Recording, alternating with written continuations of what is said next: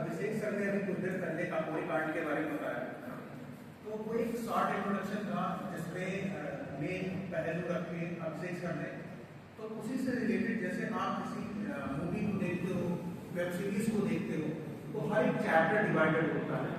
उसी तरीके से बहुत इंटरेस्टिंग कहानी थी काकोरी कांड की कि कैसे इसका प्लान एग्जीक्यूट हुआ और उसके बाद इस पूरे प्लान को एग्जीक्यूट करने के लिए कितने लोग उसमें शामिल हुए और उस प्लान को कैसे एग्जीक्यूट करके लॉन्च किया गया और उस कांड को पूरी तरीके से करा गया। तो 2-3 लाइनें हैं स्टार्टिंग में। जैसे काकोरी कांड का आपको एक पिक्चर आपको दिख रहा है फ्रंट में, तो किसी प्लान को एग्जीक्यूट करना, उसको मतलब फुलफिल करना, तो उसके लिए बहुत बड़ा जिगरा चाहिए अपने आप, ठीक है।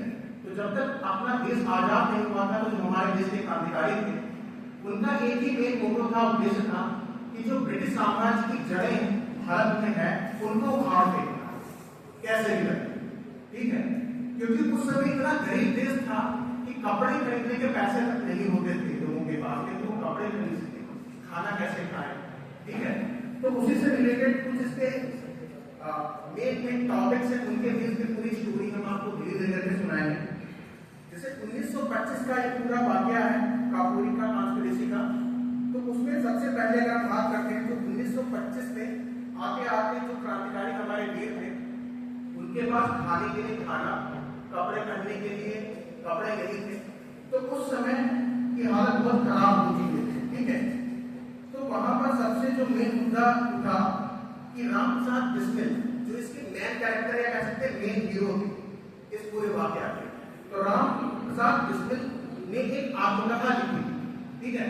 एक बहुत बड़ा इंटरेस्टिंग मोड़ यहाँ पर है, जो राम प्रसाद बिस्मिल थे उन्होंने जो आत्मकथा लिखी, उस आत्मकथा जो नाम था वो था काकोरी के शहीद। आत्मकथा जो आत्मकथा थी, ठीक है, उसका नाम था काकोरी के शहीद, ठीक है। इनको 2 दिन बचे थे फांसी होने, जो लास्ट मोमेंट है, ठीक है।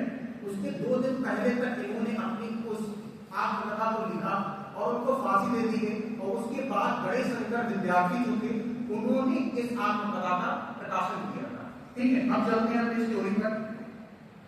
राम प्रसाद बिस्मिल अपनी आत्मकथा में लिखते हैं कि जो ट्रेन होती है उसमें जो भारत में उस टाइम पे ब्रिटिश साम्राज्य में टैक्स वसूला जाता था, तो वो ट्रेन से आया जाया करता था। वो एक संदूक में रखा होता था ट्रेन के डिब्बे में, और उसमें ताला लगा होता था।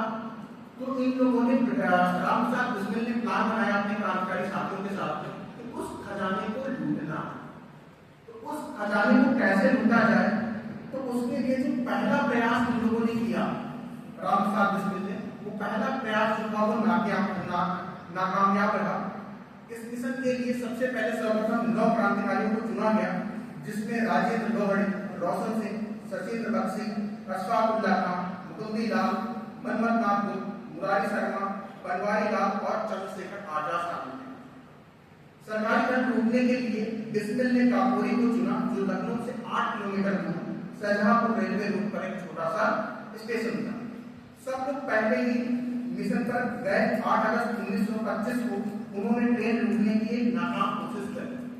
तो जब इन्होंने ये पहला प्रयास किया, तो जो जिस ट्रेन को इन लोगों को लूटा था, तो जितने भी क्रांतिकारी जिनके नाम मैंने बोले, वो टाइम से उस स्टेशन पर पहुंच ही नहीं पाए और 10 मिनट में ट्रेन वहां से छूट चुकी।